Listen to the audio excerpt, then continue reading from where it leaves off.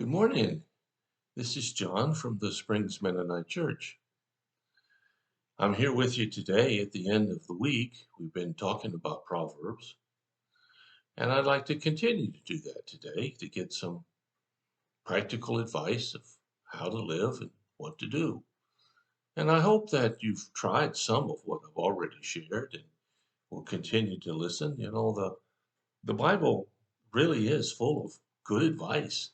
Now, I know some people think that it's full of rules and regulations, and I suppose you could look at it that way, but that's not how I see it. I see it as a love letter from God to you and to me. And so this morning, from the third chapter of Proverbs, I'd like to read verses 5 to 10. It says, "Trust in the Lord with all your heart, and do not depend on your own understanding. Seek his will in all that you do, and he will show you which path to take. Don't be impressed with your own wisdom. Instead, fear the Lord and turn away from evil. Then you will have healing for your body and strength for your bones. Honor the Lord with your wealth and with the best part of everything you produce. Then he will fill your barns with grain, and your vats will overflow with good wine." Well, there are a couple of different things in these few verses, in this piece that I've read. It starts off by saying, "Trust in the Lord with all your heart." Now, when it says all your heart, it means everything about you. We, we're supposed to. And when I say supposed to, I don't mean that we're obligated to. But the relationship that God wants with you and me is one of trust and compassion and intimacy. And, and, and as a result of that, we should see him as the center of everything we are and do. Now, I realize a lot of people don't do that. And the passage says a little bit about that part too. But the point here is that the Proverbs are saying that we should trust in the Lord. And trust him for what? Well, whatever comes along. I find it so interesting that so many people kind of turn to God as the last option. They'll do this and they'll do that. Well, I guess we can pray. Well, for heaven's sakes, folks, let's turn that around and say, hey, we can pray. Now, is there anything else I could do? Trusting in God. That's, as I've said before, it's really simple, just complicated. So some of the definition of how to trust comes along with the rest of this passage I read. Trust in the Lord with all your heart and do not depend on your own understanding. Now, it's not saying here don't use your own wisdom and judgment. I mean, goodness, God gave us a brain. He wants us to use it. And some of us use it a little less than others sometimes. But it's not saying don't think that you don't have any abilities or you don't have any good ideas. It just says don't forget that God always has better ones. And so trust him and not just you. Don't trust in your own abilities. And some people don't have many abilities, or at least don't think they do. So there's no danger of that. This is speaking to those who are very confident and think they can accomplish anything and they don't need God. Well, they do. They just don't realize it. And it says,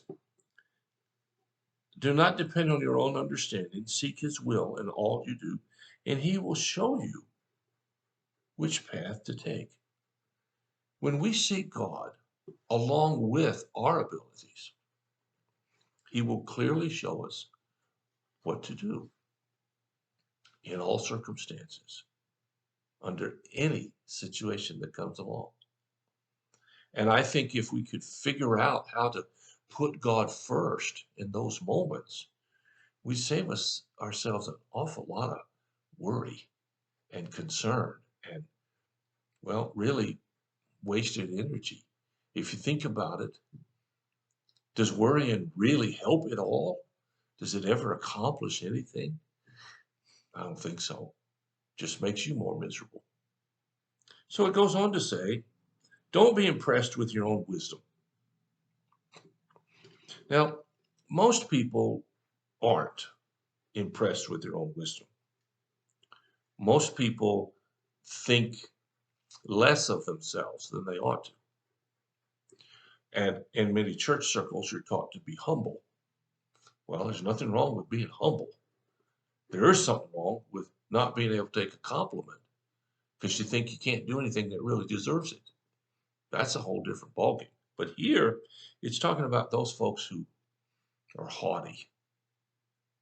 They're just either arrogant or leaning on the side of being arrogant. And you know a lot of those folks. I do. It says, don't do that. Don't be impressed with yourself, but fear the Lord and turn away from evil. Fear in God is not kind of thing. The word fear means hold in awe and great respect. To fear God means to recognize his greatness and his power and his care. And it says here, fear him and turn away from evil. Then, often it's important to look at the connecting words here. If you trust him with all your heart and you don't lean on your own understandings and you don't be impressed with yourself and you don't not fear, you do fear, you hold in awe God, then it says, you will have healing to your body and strength to your bones. Now, that doesn't mean you won't ever get sick. That's not what it's talking about here. It's talking about, and then you will find joy, and your whole being will be transformed into something really great and wonderful. Now, don't you want that? I've met some folks who didn't seem to want that, but most folks I've met really want that. And it says that's what will happen when we do these other things. Then he goes on to say, honor the Lord with your wealth and with the best parts of everything you own. When we honor God with our possessions and our money, then we're really going to honor God because God knows. He doesn't need our money, but he knows that for many people, that's really the hardest thing to give away. So it says when you do that, your barns will be filled with grain, your vats will be filled with good wine. Well, I don't know about good wine today. I'm not a wine drinker. If you are, that's okay. But it's really saying that if you do that, your life will overflow with an abundance. So here in this little section of Proverbs, we see a relationship between trusting God and having a life that's great and wonderful. Will you think about that? You got the weekend. Hope you enjoy it. Hope it's a great one for you. I'll be back on Monday and I'm going to share one more week with some good news from Proverbs. If you have a need or a concern, let us know. We'll do everything we can as fast as we can to help meet your need. Thanks for listening. God bless you. I'll talk to you again.